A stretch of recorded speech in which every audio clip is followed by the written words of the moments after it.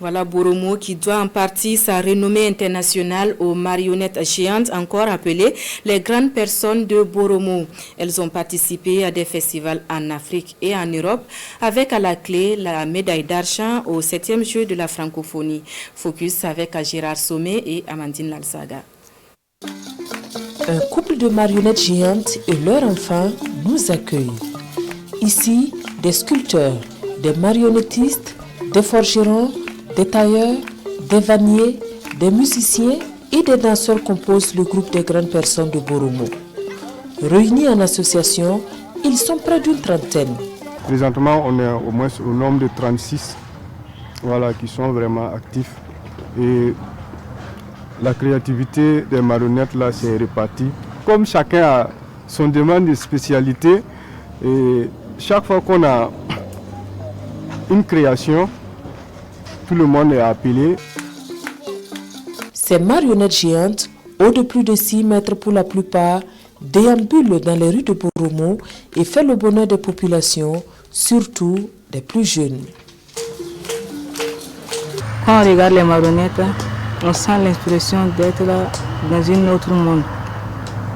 Parce que le premier jour que je suis venu ici, j'ai compris que mon destin était lié à ces marionnettes. Et j'aimerais apprendre encore plus pour développer ma connaissance. Quand j'étais petit, j'ai vu des masques qui étaient venus dans notre maison.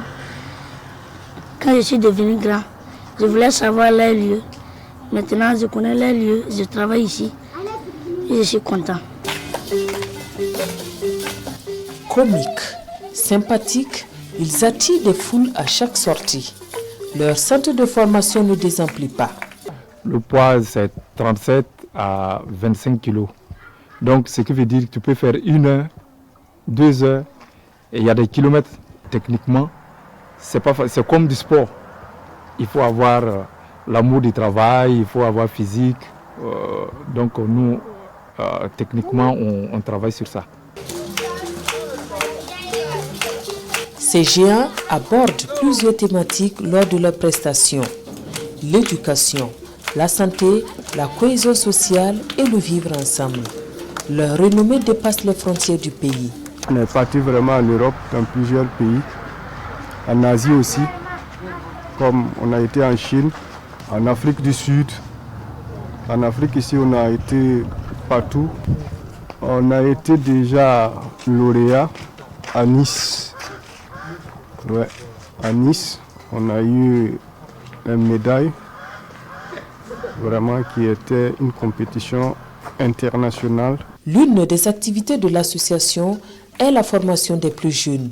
Et au regard de l'engouement, la relève semble être assurée.